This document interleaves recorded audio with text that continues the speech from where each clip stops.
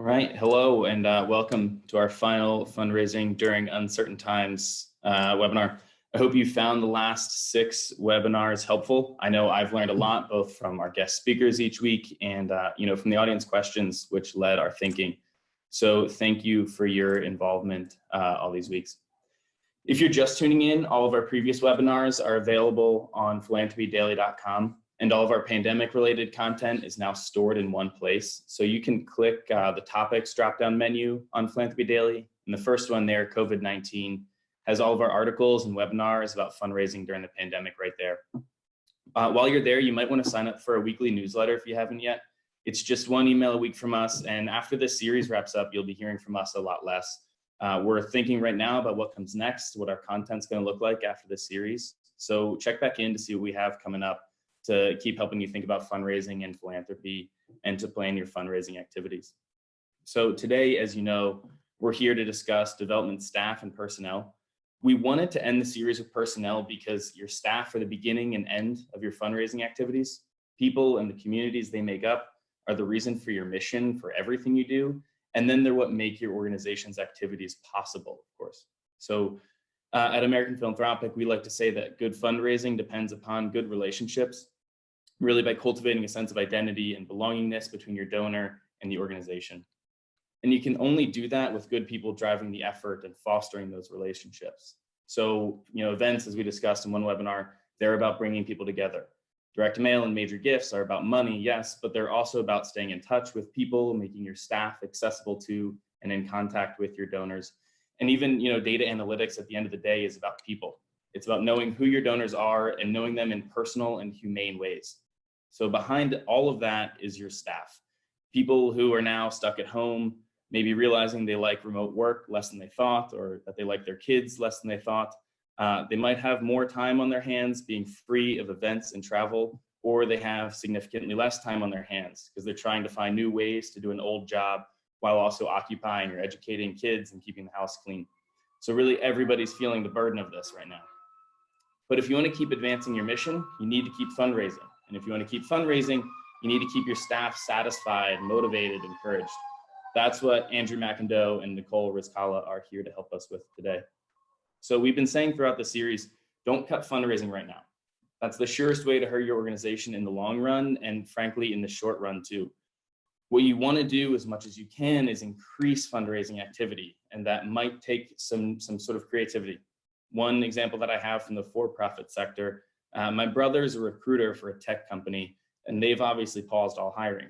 So instead of furloughing the recruiters, they've made them all customer service agents, responding to a major backlog of ticket requests. What they're doing here is taking care of their employees, which will pay off in the long run, and they're taking care of their current customers as best they can, which will obviously pay off. As a sort of analogy on our side in the nonprofit sector, we've mentioned before having your program staff make donor calls if they have extra capacity. You can just give them a script, have them start with lower level donors if they've never done donor facing work before. And the analogy here, right, your donors are your customers. And in a tight or a sour market, you need to keep your customers engaged and happy and keep those relationships strong, however you can do that. But for the meat of this conversation, I want to go over to Andrew and Nicole. Before I introduce them, I just want to remind you to send your questions in using the chat box or the Q&A tool. After some intro remarks from Andrew and Nicole, we'll have plenty of time for questions. Of course, you can always be in touch with us by email, but this is really our last chance on our webinar to take your questions. So with that, Andrew McIndoe is the Vice President of Development at the Heritage Foundation, where he's leading a staff of 45 fundraisers, raising around $130 million a year. You'll remember that at the beginning of the series, we had a former Heritage fundraiser, Jeff Trimbath, join us to recall his time at Heritage during the 2008 recession. They weathered that storm well by increasing investments in fundraising. So Andrew has big shoes to fill in terms of weathering this new crisis, and he's working hard to keep his staff motivated and engaged and productive. And that's what he's going to share with us today. Before joining Heritage, Andrew had been a fundraiser for many years with several nonprofits. He has an MBA from the University of Virginia and a BA from Grove City College, which I say to encourage all the young liberal arts graduates tuning in. You have a bright future. Nicole is a consultant with American Philanthropic, and she leads our personnel and talent recruitment services. Nicole has actually been with us on all of our webinars, hidden off screen, fielding your questions and helping moderate them in the chat box. So this is her big on-screen debut. Prior to joining American Philanthropic, Nicole served as a director of counseling and assistant headmaster at secondary schools in Phoenix, Arizona, leading large teams out there. Nicole has a bachelor's in business finance and a master's degree in liberal arts from St. John's College. And she's also now pursuing her therapist license, all of which she brings to bear upon her consulting work with nonprofits in the area of project management operations, but really in particular, recruitment and talent management. So with that, please start sending your questions in, and I'll hand it over to you, Nicole, and then to Andrew. Thank you, Austin. Appreciate that introduction and being on screen with all of you. Yeah, my hope right now is that I can just take a little bit of time to draw out what it is exactly that we're living collectively and help us appreciate the experience so that we can lead with confidence and not just leading, our own lives, but also leading the lives of our colleagues and those that we support in a supervisor role. So it goes without saying that this is a really delicate time right now. There's this tension between being productive and sensitive to the situation, which has affected all of us to varying degrees, and our ability to do our jobs. So it can be a very confusing time right now where we might feel like bad or guilty for neglecting our work and not paying more attention to our family, and vice versa as well.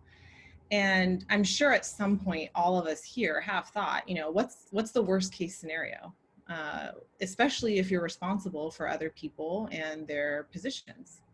So we can't really ignore the stressors that we bring into our work, as well as into our families, of course, especially now since they occupy the same space. And so what we really need right now is to be able to outline what are healthy and humane expectations of us with regard to our jobs and our family. As a manager, you can help your staff to do that. And as a staff member, you can do that for yourself and your colleagues.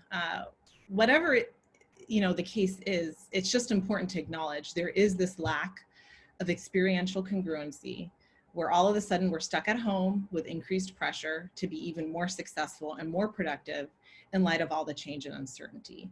So it's a tough thing we're living right now. And even though it helps that we're all living it together, it doesn't make it any easier.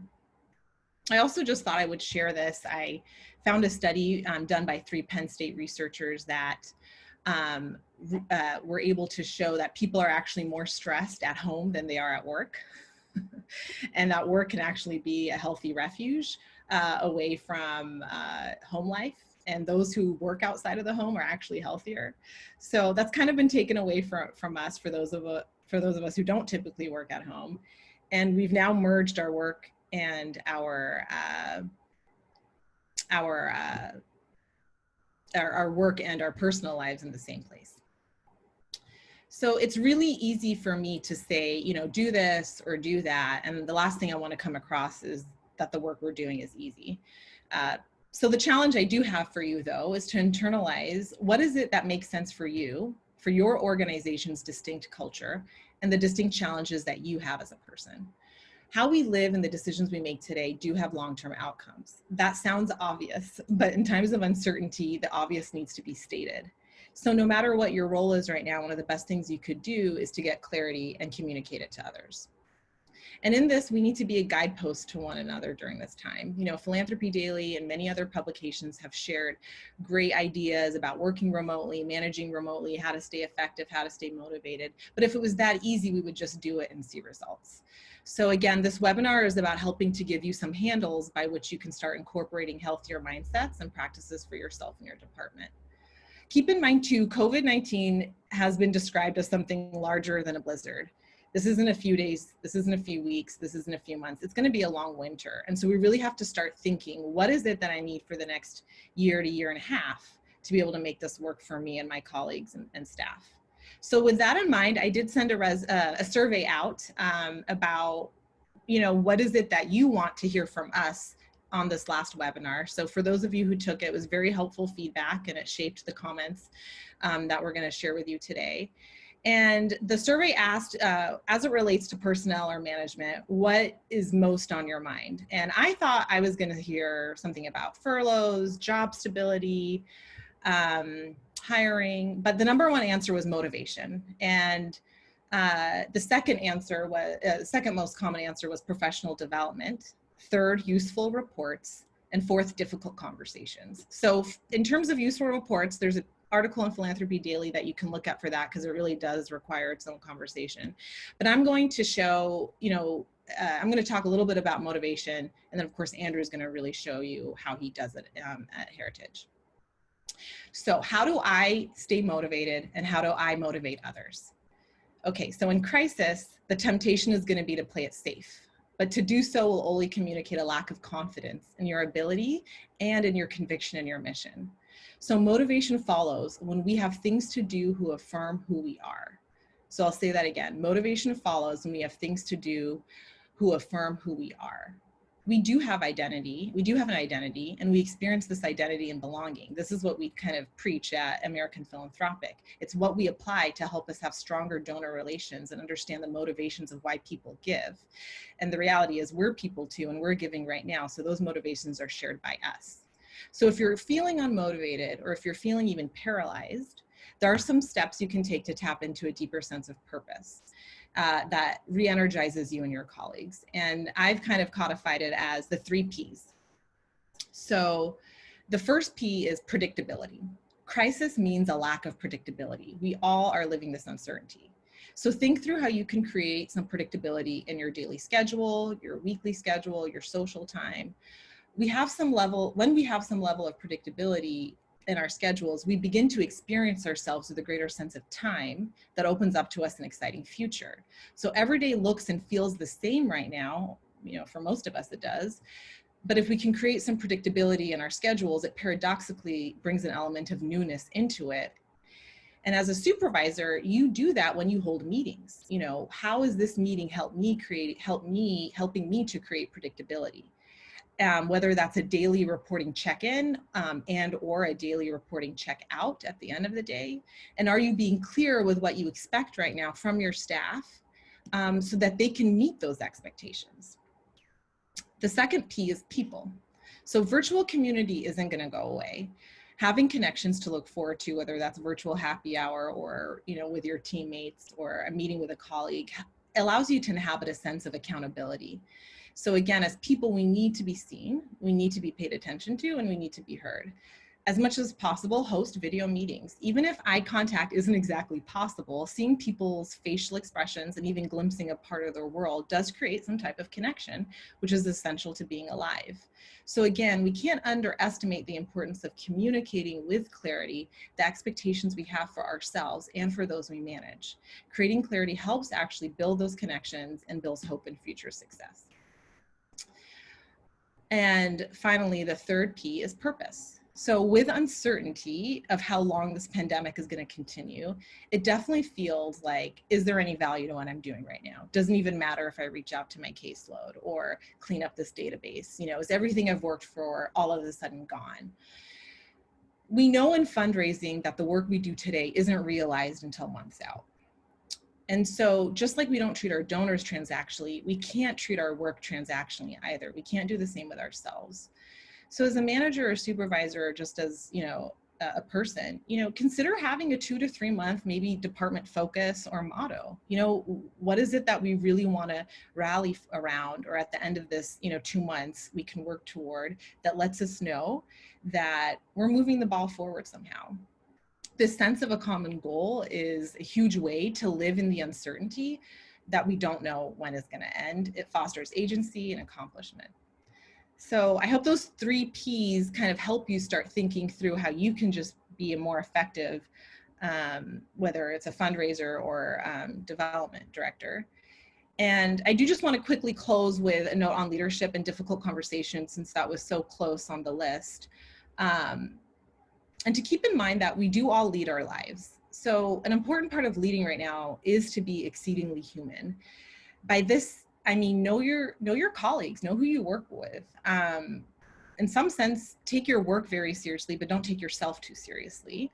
And it doesn't mean that you're going to be playing therapist with anyone, but there are different ways that you relate to people. And you can be that manager who is available and people know are available for you to reach out to. So you're kind of passively accessible, or you can be the type of manager who's actively present and taking the initiative to reach out. So don't underestimate your own value and the way you are shaping your organization's culture, no matter what role you have. And there's nothing more destructive, again, than confusion and what's been coined in the business world as artificial harmony, which is what many nonprofits suffer from, this artificial harmony. And so you really want to look at ways that you're working toward clarity and authentic harmony. And so part of the 3 Ps is helping you foster productive behaviors that lead to good decision making right now. Holding yourself and others accountable means you actually have standards for them and you actually trust them to be able to meet those expectations. Flannery O'Connor said that the truth doesn't change based on your ability to stomach it. So truth is a force for good, and it often creates discomfort. And that's, with difficult conversations, it's the truth that's creating the discomfort.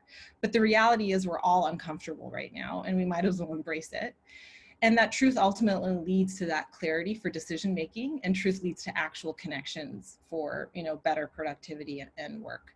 So, in this time, I really do kind of encourage you to, if you're struggling with motivation, no matter what your position, what your role, what your family life is like, or your work life is like, to kind of think, how are ways that I can work toward predictable people and purpose. So I'll hand it off to Andrew right now. Awesome. Thank you, Nicole. If I'm like many others that are on this conference call right now, I will tell you that you should spend this time writing a book. What you just covered was excellent, and there's a lot of great content there that I feel like we could all spend time absorbing. And I especially loved your edification to us all. When we wake up in the morning, we should be going out and trying to be the best manager, the best fundraiser, the best human connection possible with the people that we're tasked to care and train and motivate. And so what a great way to frame this conversation. I'm really thrilled to be here. Thank you to American Philanthropic for this opportunity. I'm impressed with the work that your firm does. And when I look through all the great organizations that you all help, I'm inspired in knowing that we're inspiring generosity to a lot of great causes that are represented here on the call today. Austin, you brought up a great point at the very beginning of this call, and that's something that I think a lot of fundraisers, a lot of CEOs, executive directors have been wrestling with over the course of the last couple of months, and that is, as revenue looks more uncertain, where are we going to make different cuts? Managers right now are having to make tough decisions, and I think that your point on how your sales force and fundraising is the absolute worst place to make cuts right now is certainly true. I am reminded by a story that a financial advisor, or I guess not a story, but a tip that he shared with me, and it was, Andrew, you make your money and you beat the competition in bear markets. I think that's true for us as nonprofits and fundraisers as well. The more we can invest and use this time to beat out competition, right? Because there are so many other things competing for your donors' dollars, the better off we're going to be when the economy turns back around. And so my hope over the course of the next 10 minutes is just to share a couple of different insights that we've learned over the course of the last couple of months at Heritage. It is in no way meant to say what we're doing is perfect. We are learning just like everyone else, day in and day out, and I've made my fair share of mistakes in navigating this new environment as a manager and as a fundraiser. So hopefully my perspective will help inform and guide some of your decision making. And if Heritage is a little bit of a bigger organization than what you're working with, let's have some creative conversations about how to scale the things that we're talking about, because there are basic principles and truths that are in here that I think can apply to your organization if it's 5 people or if it's 500 people. So with that, let's start by talking a little about, let me give some specific stories on how right now we are working on investing in our people's growth. We as fundraisers believe in the mantra, people give to people, right? Donors give to an organization because of the people they engage with, and donors only give money when they're asked. And the people who are giving, the people who are asking need to be the best and the brightest ambassadors and representatives for your organization. We have used the last couple of months to invest in coming up with individual development plans for each member of our team. And as Austin said, it's about 45 to 50 people at any given time on the Heritage Development staff. What is an individual development plan? Well, it's something that exists outside of the annual performance kind of goal setting and review process. Come on, those only happen in January and July. Individuals, all of us as professionals, are craving more feedback and opportunities to talk about what career growth looks like. As a millennial myself, I can say that our generation certainly craves this more than most. And the ability to do these conversations continually and more frequently, we are in a unique opportunity to be able to do that right now. It's also a great time to utilize either some of the free or some of the paid for, maybe like strength-based assessments that exist out there. We're all familiar with the different personality tests. I would highly recommend StrengthsFinder to this group as a tool that really leverages each individual's core strengths. And then you as a manager can have explicit conversations with your employees about how those strengths are going to impact the work that they're doing to achieve those annual goals. It's a great opportunity for us to do that. People are at home and have more time on their hands since we're not out on those skinny metal tubes flying around coast to coast, interacting with donors. At least many of us are more grounded than we're used to being. So it's a great time to be able to invest in some of those conversations. This morning, here's another example of an investment that we're trying to make that's didn't cost money, but just cost time. We did a 3-hour session that we called our Development Culture Program that looked at all the different pieces of our organization, of our development team, and talked about how those puzzle pieces all fit together. We talked about the goals of each component of our development team. We talked about who the typical heritage donor is. We talked about the communication and marketing strategies that we have to them. We talked about how the direct marketing team works to upgrade those donors to major gifts, and then how a major gift portfolio or researcher hands them off to a major gift officer, and then hopefully, right, those folks become legacy donors. How often do we, when we're in the office, get a chance to step back and really think from 30,000 feet how all these different component pieces fit together? It was an awesome exercise that we did this morning that I would encourage all of you to do as well. I think the best thing that came out of those conversations this morning were the fact that we talked about specific challenges that our teams face right now. And so somebody on the major gifts team heard the biggest challenges that exist with our plan giving department and vice versa. That kind of cross-pollination is incredible. And it is possible for it to happen virtually, when typically we rely on the hallway conversations and time spent around the water cooler in order to transfer that information. Think about how we can use platforms like this to facilitate that kind of information sharing. I'll also say that we had explicit conversations just this morning about the goals that we set out in January and how those are going to be impacted by COVID-19. I used the quote from Mike Tyson, will be familiar to you all, that everybody, when they get in the ring, has a plan until they get punched in the face. And that is certainly what happened to really to the whole world here with coronavirus. We had a great plan, 4 specific strategies that we as a department wanted to focus on this year. I'm happy to report that we've stuck with those 4 priorities. They're important in any environment, but the tactical decisions that we're making and the way that we're ranking priorities has most certainly changed. We live in a dynamic, changing world. And if it wasn't coronavirus, there were going to be other things that impacted the need to adjust those plans. So we had conversations this morning about that. And I think there's a lot of value in being realistic and being transparent in making those changes. I know one of the key questions that I've wrestled with over the course of the last couple of months are more specifically on some of these key KPIs, these key performance indicators, these revenue goals, the kind of reports that I'm looking at, the data that I'm looking at. How is all that going to change this year? One specific change that we've made that I would encourage others to, that you've likely done already, but it's to change the definition of what a visit is. The days of spending a couple of hours in somebody's living room, right, are hopefully something that's going to come back in the fall or winter, but we're not able to do that now. So what is the purpose of a visit? It's to have a substantial engagement, a meaningful conversation. I think moves management, the definition of a move is something that penetrates somebody's consciousness with the cause, the mission of your organization. Well, there are ways that we can do that virtually and phone calls. And if I even look at an email thread where I'm going back and forth with a donor multiple times and we're having a really fruitful conversation, I'm going to be a lot more lenient on classifying that as a visit. I would not abandon that goal overall.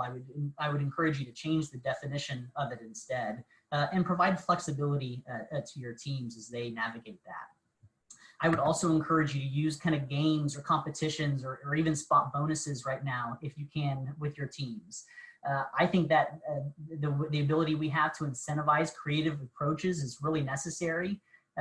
These games or bonus competitions can kind of help change somebody's mindset a little bit more quickly than just how it would typically evolve. And so think about ways that you can do that.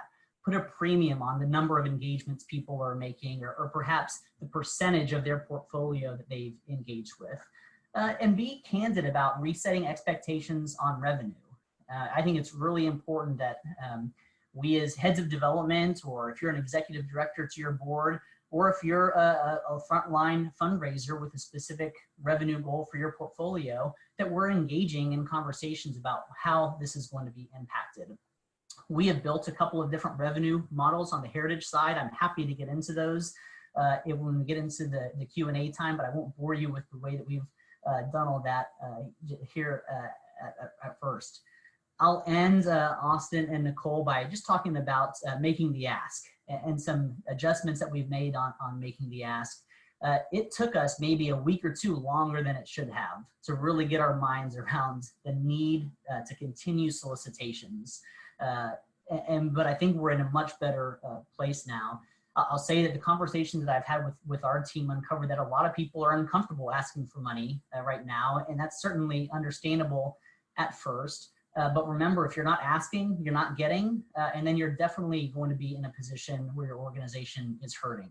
So as Nicole encouraged us to do, wake up in the morning and say, I'm going to ask people for money today, and then go and do it. It's the most important thing that we can be doing.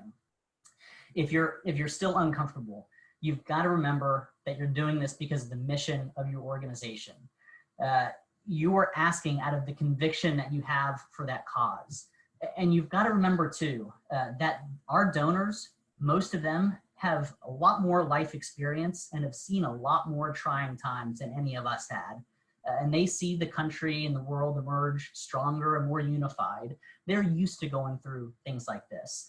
Remember that your perspective is not the exact same as your donors. Think about the things that they've gone through in life, the obstacles, the hurdles that they've overcome, and how that might impact the way that they're looking at COVID-19.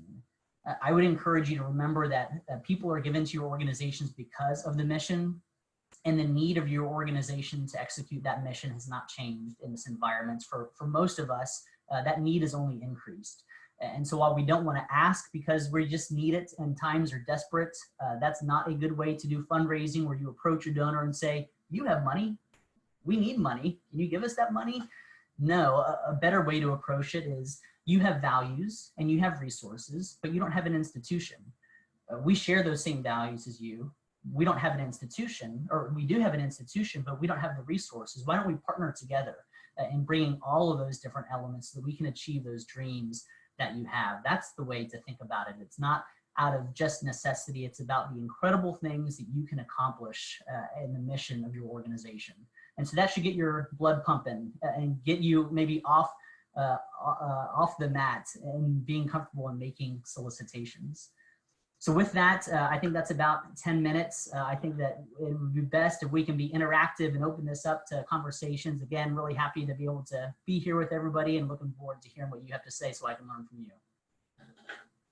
Awesome. Thank you, Andrew. That's great. Thank you, Nicole. We have a lot of really good questions here and some we had that you already sent in, so lots to discuss. Andrew, I'm going to come back to you first. Really good question here. Someone just asked for a little more detail on what an individual development plan looks like. Could you describe, you give some details there, maybe flesh that out a bit? Yeah, absolutely.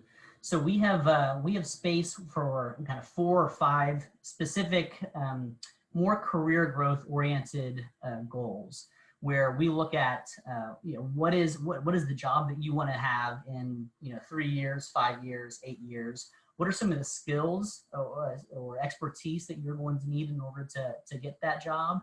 And then we look for opportunities to kind of stair step there. So if I have a dream of writing a novel someday, to use this example, maybe some of those intermediary goals would be to start journaling, or to write an op-ed or two before I go and bite off the 300-page Barnes & Noble bestseller.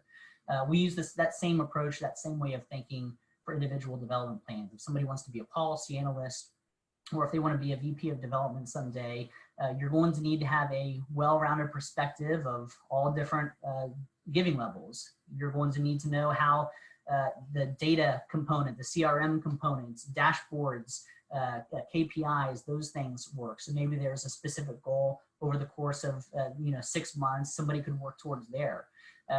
Perhaps it's important for a VP of development to have some experience with finance or accounting, to understand the difference between unrestricted and restricted giving and some of the reporting requirements.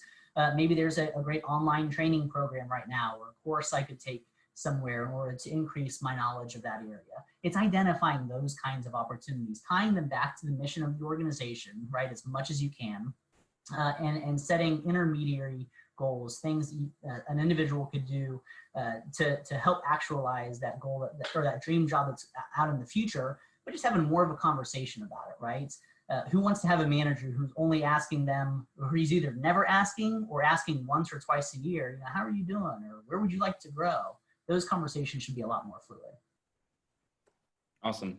I had another one lined up, but building on that one, actually, somebody asked about advice or feedback to approach supervisors to get better feedback, or about how they're performing right now.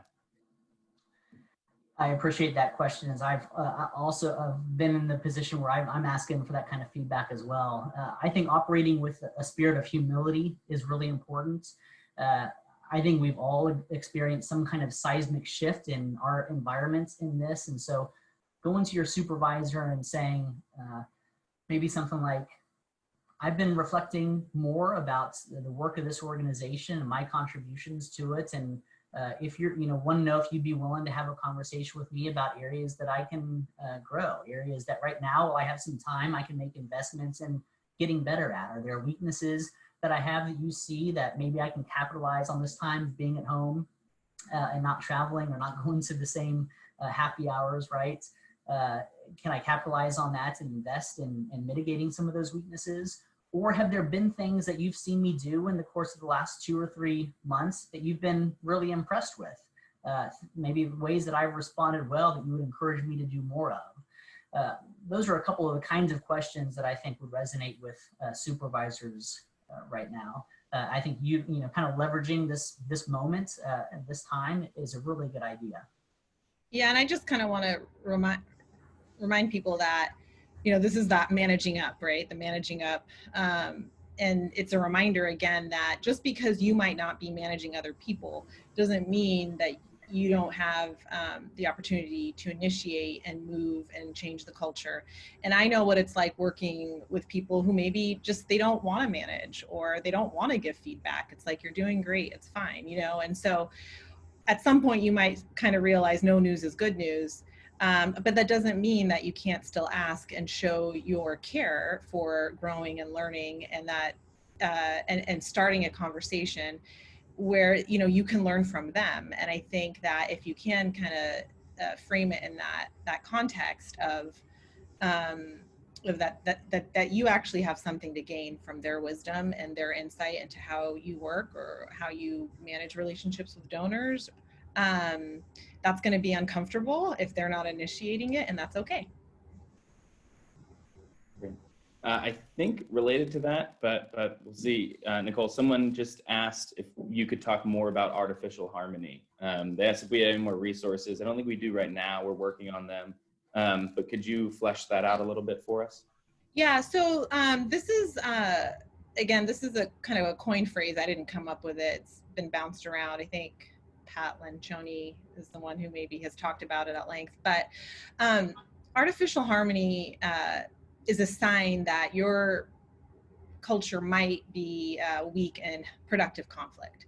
So conflict doesn't mean drama or interpersonal, gossip or anything like that.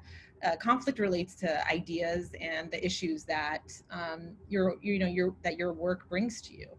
And we don't have easy answers. We don't always know the best way to proceed. We benefit from productive conversation where we can, I think this, I think that, well, what about that?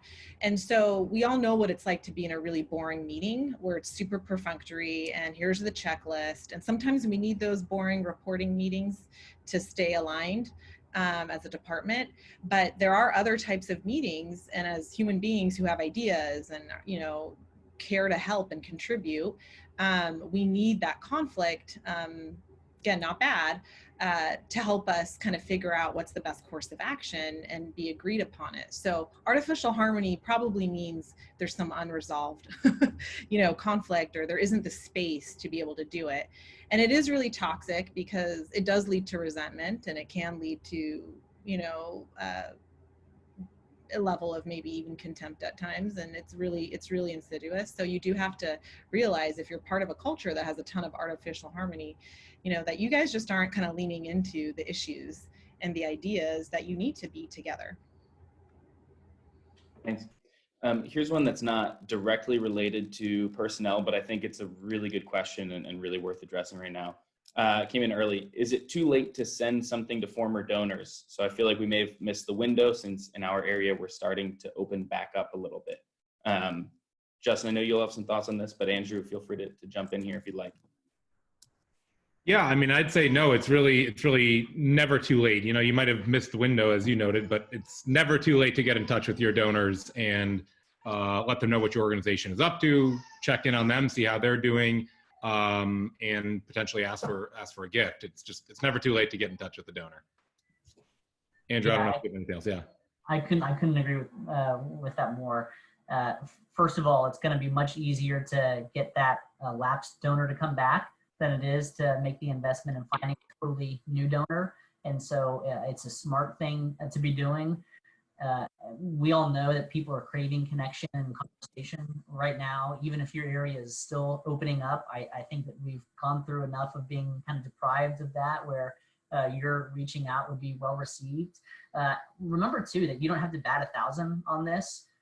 If you reach out to somebody and they are not as responsive, that's not a failure. It's okay. If you're not being rejected, you're not trying to get in front of lapsed donors enough. If people are not telling you no on gifts, you're not asking them enough for either the amount or the frequency. So don't be afraid of rejection. We all as fundraisers need to have healthy egos. I think that helps us all get out of the bed in the morning after we send out notes or phone calls or voicemails without things getting responded to. And remember, it's all about the mission. If they gave to you once, there's something in their heart or in their minds that resonates with them about the work that you're doing. You can't keep in mind that there are some organizations are cutting back on their development right now, which means they might not be mailing, they might not be calling them. And so you're the one in front of them when you're reaching out. So, you're the one bubbling up to the top. You're the one who cared enough to actually contact that donor. So it's absolutely worth it. Great advice. That's great. Thanks. How about on budgeting? Or do you have any recommendations for where to cut if you have to, but also where you definitely shouldn't cut in times like this?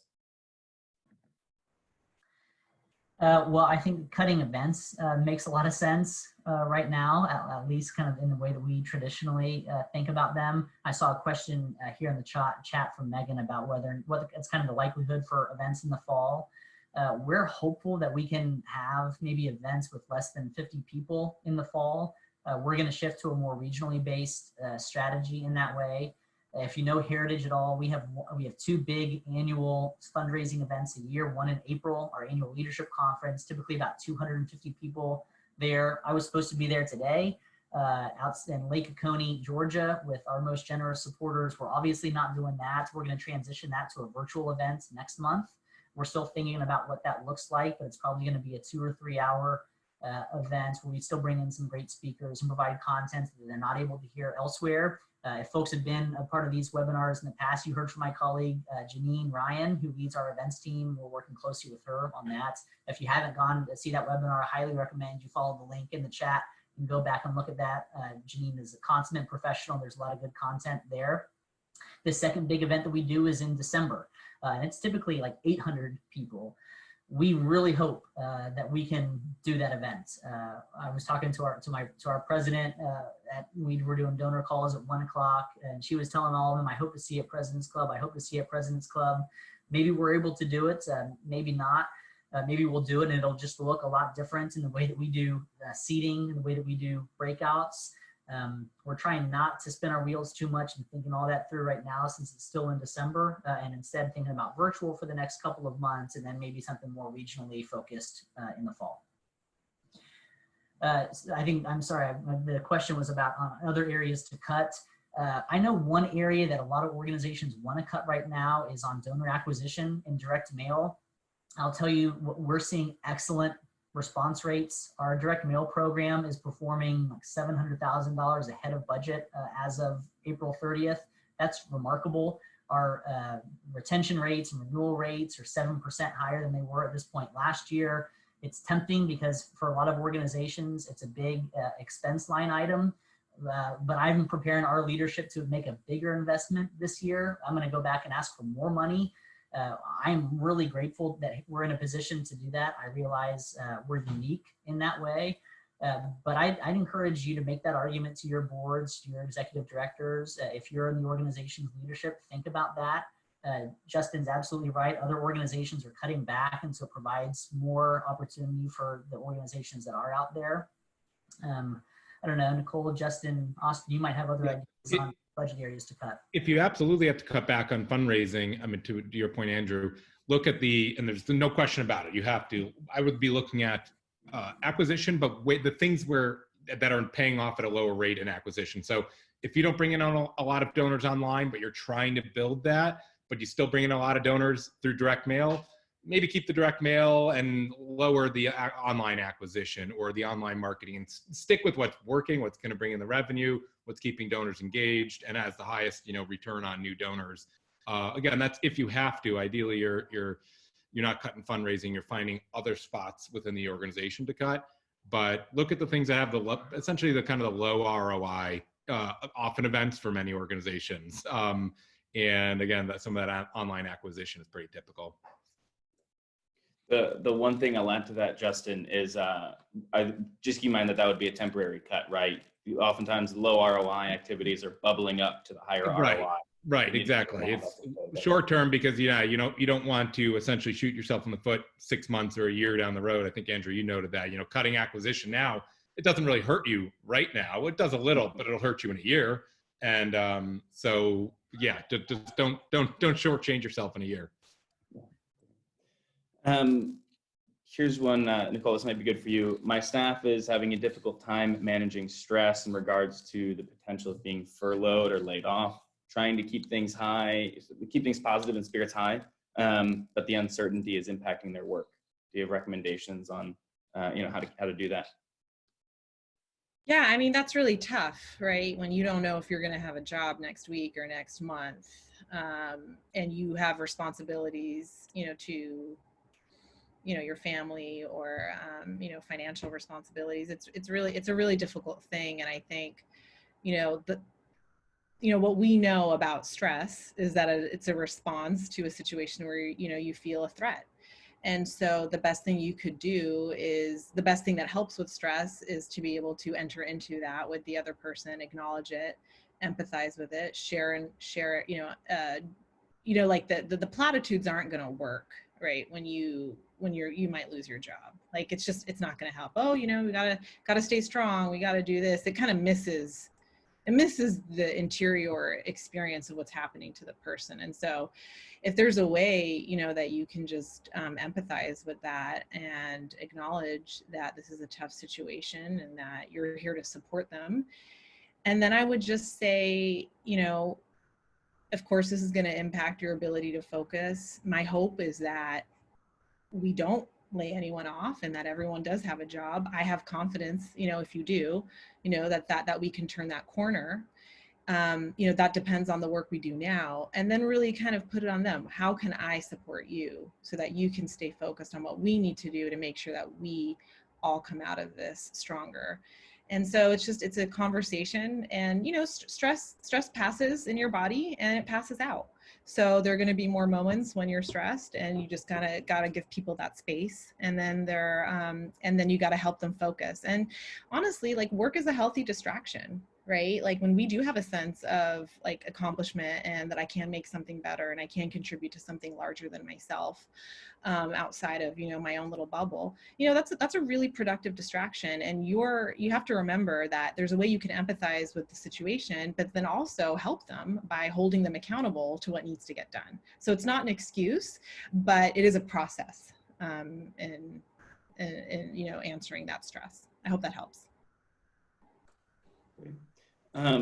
Here's one about managing remotely. So this organization is still planning to hire their part-time summer intern, even if that means remote work all the time. And this will be a development intern.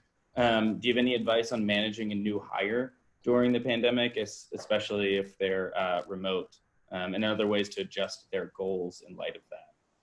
And so that might be a good question for you, but Nicole, go ahead. I just kind of wanted to say something quickly before we hear from you, Andrew. I'm sure you have great thoughts on it that I'm curious about. But if this is a new hire, there is an element that it's an onboarding question. How do I train this person? How do I onboard them when they're not in the office and we can't do things together? And a lot of us are really bad at onboarding. We hire someone, we kind of throw things at them, and then we never really elaborate on what's the training that this person needs and how do we evaluate their performance. So, it kind of goes back a little bit to when we were talking about strategic planning a couple of weeks ago, but we have to plan to be successful. And so with this person, what's the plan going to be? And a lot of you have asked about KPIs, but it's really breaking it apart by what are the different roles, what are the different hats this person wears, how much percentage of time should they be spending on that role, what are the responsibilities that go into doing that role, and then what's the expected outcome. Now, the training looks like very much like basic, kind of a basic model of like, watch me do it. I'll watch, then we'll do it together. So if I'm on a donor call or if I'm running a report, let's do this together after you've seen me do it. And then you go do it. And then you have the KPI of, how many times or what that metric is for them to be doing that different responsibility. So again, it's an onboarding question that you just need to be really clear about. So it goes back to kind of the first P of predictable. How can I make this really predictable, really clear for them and for myself? Sometimes the way we get clear is when we have to communicate it to somebody else. So it's a good question to ask, and something you'll start to figure out when you realize, well, what's the responsibility? Let's go back to that job description. I would add to that, Nicole. I think that's exactly right. That it's important to make sure that these interns know, I guess you shared 3 Ps. I'll throw a couple of more up there to make sure that they know the programs of your organization. Make sure you're initiating conversations between them and the people that are doing the work, so that while they're not walking in the office every day, they have some of those incredible stories of the impact your organization is having. That's important. 2, remember that they need to get to know the people in the organization. I would be scheduling a lot of phone calls between that development intern and everybody who will talk to them in the organization. The CEO of the organization could spend time talking to them, as well as other people on the management team, their peers. Maybe it would be a good idea for that development intern to talk to a former development intern and hear about what their experience was like. What were some of the things you benefited from most? Those would be good things to set up. And gosh, wouldn't it be cool if you were a donor to this organization and you got a phone call and said, hey, I'm Andrew. I just started at Organization X. This is my first week. And you were somebody that I was encouraged to reach out to really get to know the heart of what we do. Would you mind talking to me for the next 15 minutes? What's the most impactful thing you think the organization has done since you've been involved? How did you get involved? What's one person that you were especially impressed with? What do you think is the biggest challenge our organization faces? Oh my gosh, what we say the best donor research are those conversations, right? Well, having somebody who is young, donors want to love that type of conversation, most of them, right? You still may get rejected a couple of times, but most of them will just eat that up. So think about incorporating some neat conversations like that into the orientation. And then the other thing that I would just say on managing remotely, if it's an intern or anybody else, just having more frequent check-in conversations, 5 minutes, 10 minutes. We had a weekly directors meeting for our development leadership team. We have 2 of those a week now, an hour on Monday and 30 minutes on Wednesday morning. That's helped a lot. I've tried to go through and call every single person on the development team at least once or twice over the course of the last couple of weeks, just to say, hey, how are you doing? How's your family? I can't tell you all how much I have learned about people's families, their backgrounds. It's just the right thing to do. I feel so much closer to my team because of that. I would typically be running to events and donor meetings and traveling. But instead, I just know a lot more about the people that make up our incredible development operation. I would encourage you all to do that. It doesn't have to be a conversation about performance or workload. In fact, if I'm having those just check-in conversations, I say, I don't want to talk about work. Tell me about the cool thing, the best new thing that you've cooked in the last couple of weeks, and what was that like? Just to connect in a more human level. I truly believe that those kind of investments that we make in people right now are going to pay huge dividends in the long run. So that's just one kind of thought or idea on remote work management right now. Thanks. There's one really good question here about, again, not directly related, but forecasting revenue declines in the coming year. She says that they've been successful lately, but they expect a plateau. The one thing I want to say quickly, I'll send this link in the chat box, but our partner, Jeremy Beer, has an article in Philanthropy Daily about this, sort of the best stab he can take about the predictions based on the way charity tends to track with GDP. We expect to see about a 10% decline across charitable giving. Some of you will feel that harder than others and some less than 10%, but that's sort of a number to work with. And I'll send that article out right now. If anybody wants to add to that, feel free. Yeah, I think it just depends also what industry you're in. A lot of health and human services organizations actually see increases during this time, and other organizations will see decreases. So it is a little dependent on your industry. But this is also different. I mean, things are already opening up and we'll see what happens. So there's a little bit of a month-to-month factor here to some extent. Andrew, I don't know what you guys are doing at Heritage, but depends on industry, and again, this is a little different. Yeah, I would agree with it. It depends on industry. I'll also say it depends on the donor in terms of their level of support. So we did some research a couple of months ago that looked at the last 30 years and looked at economic climate and political climate. So on economic climate, when things are not going well, our membership donors do better than when the economy is booming, which is counterintuitive, but it's true. There's actually an inverse correlation between the economy and how much the membership gives. So like I just said, folks giving under $10,000 to Heritage right now, that program is doing great. Major donors, people that are given 10K or more, they respond more generously when there's favorable economic stimuli or external stimuli, and there's not that right now. So we've seen some of the timing of gifts get thrown off.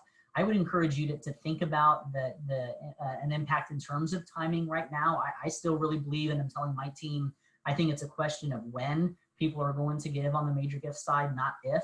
There's incredible work that we're doing. The number of donor engagements that we've done in the first 2 quarters it's like 62% higher than it was during the same time last year. If you look at just during the coronavirus time, it was something like 250% increased donor engagements. So that, this idea we've heard a lot. If you were on Jeff Trimbath's excellent webinar from a couple of weeks ago, he probably talked about being near, dear, and clear with donors. When we are all social distancing, we should be thinking about virtual inclusion with our donors. During that, let's turn that concept on its head. And that kind of donor engagement is going to help bring those gifts in later in the year. It just may not be kind of how you budgeted cash flow to happen in April. Maybe that stuff's going to come in November. Yep. And keep in mind, sorry, I know we're running late. Just keep in mind that foundations, grant-making foundations, they are required to give away money. So that's based off of the market when their fiscal year ended, not the market over the last 3 months. So if you were in the market in 2019, you did pretty well. So those foundations are required to give away money. And so their giving is fairly reliable. Would they be doing the big upgrade you might want? Maybe, maybe not, but renewals from foundations are pretty standard and reliable right now. Justin, same thing's true on donor advised funds right now, as you know. Yeah, That's a great point. Last question here, again, about managing up. So with, dealing with leadership, one thought, this is a perennial problem, but maybe there are specific resources here. How do you engage a disconnected board, especially through the pandemic? And then also, how do you deal with a sort of doomsday style leadership? You're trying to stay positive on the development team, but your bosses are a little more, sky is falling. I'd say on the board question, you've got a unique opportunity to pick up the phone and ask those board members how they, in their great wisdom and knowledge and perspective, think that the world has changed and how it's going to change the organization. Ask those questions. We say you've got 2 ears and 1 mouth, use them in that proportion. If your board members are any like ours, and I would say this on a board meeting, those folks like to talk and they've got ideas and thoughts on how all of this is going to impact the future of the organization. So just get them talking and see what they have to say. It's a good time to do that. In terms of managing up, I feel like optimism is contagious. And so even in the face of adversity or somebody who's maybe not looking at things so brightly, just continue to be optimistic. I think that's that's necessary to kind of keep the lifeblood of an organization going. Maybe instead of making ultimatum decisions, you talk about things in terms of ranges or just adjusted time frames to make them less definitive. Might be one idea. Justin, Nicole, Austin, you guys might have other good ideas there too. Yeah, I mean, I think it goes back a lot to what we're saying, that every kind of response makes sense in the right context. If they're feeling really doomsday, they might be feeling the pressure of what they're dealing with, and we don't really know. Sometimes depending on our role in the organization, we don't always appreciate the pressures or the decisions that might be coming out.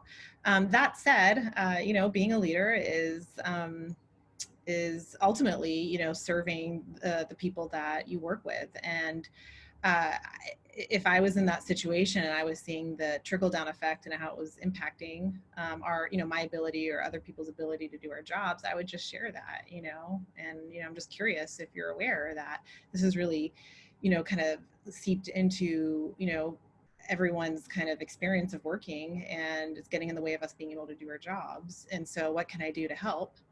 And kind of, again, be very solution-minded, understanding solution-minded, but yeah, willing to make it uncomfortable and give them a heads up, because they might just be kind of drowning with all the pressures that they're dealing with. They might not even be aware of it.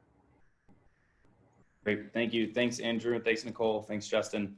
I'm going to go ahead and wrap us up there, just to be respectful of everyone's time. Thanks, everyone, for tuning in today, and for any of our previous webinars you may have joined. Again, if you want to watch the recordings, they are at philanthropydaily.com.